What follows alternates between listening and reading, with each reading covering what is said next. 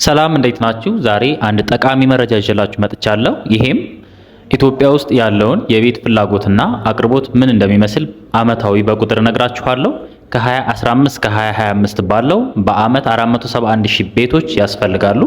ይሄ ደግሞ ከ2025 እስከ 2035 ባለው 486,000 ያለቁ ቤቶች በአመት ውስጥ ያስፈልጋሉ። ይሄ እንግዲህ ፍላጎቱ ምን እንደሚመስል የሚያሳይ ቁጥሮች ናቸው እስካሁን ያወራኋቸው።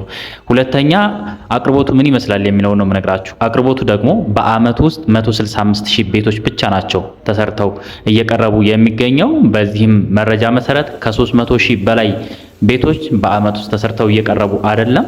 ይሄ ትልቅ ክፍተት እንግዲህ በሀገራችን ላይ እየታየ ያለ ነው። ይህንን ክፍተት ለመሙላት ድርጅታችን አኮያ ፕሮፐርቲስ ከ200 በላይ የሚሆኑ ቤቶችን በተመረጡ ቦታዎች ማለትም ሳር ቤት ካናዳ ኤምባሲ፣ ፒያሳ ሞናርክ ሆቴል ፊት ለፊት እንዲሁም ሰሜን ማዘጋጃ ወይም ሳሬም ኢንተርናሽናል ሆቴል በሽያጭ ላይ ይገኛል።